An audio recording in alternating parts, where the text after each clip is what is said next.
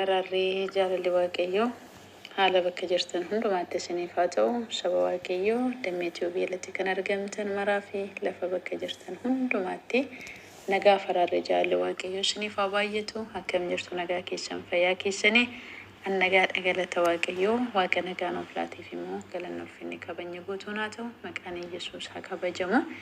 Baga eegamtanii baga waaqayyoo eegumsa isaa isiniif baay'isee karaaf kallattii hundatti isiniif dhaabbatee tiksee amanamaa isiniif ta'e isin gaggeessarraan isin gahee baruttis waaqayyo isin haa gargaaru isin haa gaggeessu jedha. Baay'ee isin jaalladha, baay'ee isin kabajaa, ulfaadhaa kabajamaa wanta gootan hundumaa fi kanumaan jaalatta akka gootan waaqayyo gooftaan isin haa gargaaru. Obboloonni gara chaanaalii kanaa dhuftanis welkaam isiniin jedheera. Baga nagaan dhuftanii waaqayyo gooftaan karaa kanaanii karaa qabaa, karaatti waaqayyo namatti dubbatu tarii namni itti dubbatamu sun beekuu dhiisuu danda'a. Waaqayyo gooftaan garuu karaa kamittuu karaa naaf qaba, karaa isiniif qaba. Jabaadhaa isiniin jechuun barbaada. Walaa jajjabeessinu, walaa guddisnu. Waaqayyo gooftaan immoo ulfina isaa haa fudhatu. Waan ulfina waaqayyoof ta'u na hojjetanii gaarii dhagaa wal jajjabeessuun isiniin jechuun barbaada. Kanarraan kana fi dubbii sagalee waaqayyoo waliin hin barannaa. Barsiisaa gaarii ni ta'e waaqayyoo nu gidduu hin jira. Nu hin barsiisaa, nu hin gaggeessa waaqayyoo. Isatti baay'ee guddaa hin gammannaa. Baay'ee waaqayyootti gammachuun qaba. Isinis akkasuma akka waaqayyootti gammachuu qabdan abdiif amantii guddaadhaan qaba. Waaqayyoodhaan galateeffannee itti fufnee dubbii sagalee waaqayyoo waliin hin barannaa. Waaqayyo nu barsiisaa. Barsiisaan sirriiniif qajeelaa kan ta'e waaqayyo duwwaadha waan ta'eef waaqayyo sagalee isaatiin hafuura isaatiin nu gidduu jira.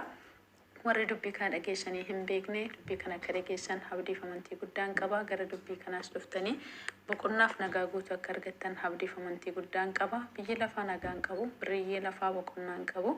Biyyi lafaa nagaas namaaf laachuu hin danda'u. Tarii wanta yeroof mul'atu muraasa daqiiqaa muraasaan booda badu boqonnaa waan namaaf laatuuf waan nagaa namaa laatu waan nama gammachiisu namatti fakkeessuu danda'a.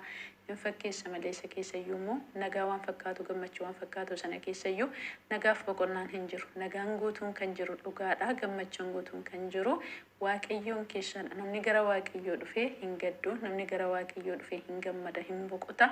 Jireenya isaa foon hafuurri lubbuun isaa boqonnaa guutuu qabdi jechaadha. Kanaaf warri dukkana keessa jirtan, warri biyya lafaa keessa jirtan, warri dubbiin sagalee waaqayyoo kun simbira hin geenye, simbira ga'ees immoo kan callisaa turtan har'a dhaggeeffadhaa gara waaqayyootti deebi'aa. Karaan dhugaan jireenya Yesuus Kiristoos duwwaadha. Gara isaatti deebitanii akka jireenya argattanii gammachuu guutuu keessa akka jiraattanii affeerraa guutuu isiniif dhiyaataa jira. Waaqayyo sin waama, waaqayyo sin jaallata, harki waaqayyo isiniif diriiree jira. Waaqayyo addunyaan kun guutummaatti iyyuu wangeela dhageessee gara jireenyaa gara karaatti akka deebitu barbaada. Sababni isaa nama tokkoof miti gara biyya lafaa dhufuunsaa. Gara biyya lafaa kana dhufuunsaa addunyaan guutuun isaan akka fayyituuf, ifa keessa akka jiraattuuf, akka boqottuu fi gara addunyaa kanaa dhufee du'ees du'a moo'ee ka'ee gabbaatti ol ba'ee deebi'ees immoo isinin fudhadha nuun jedhee waadaa nuuf gale. Kanaafi hin turinaa, yeroo ittiin fudhatinaa gara isaa kanatti koottaa isiniin jedha. Obboloota koo baay'een sun jaalladha hunduma keessanii. Waaqayyoon galateeffannee dubbii waaqayyoo daqiiqaa muraasa isaa ta'u hamma waaqayyo nu gargaare waliin haa ilaallu.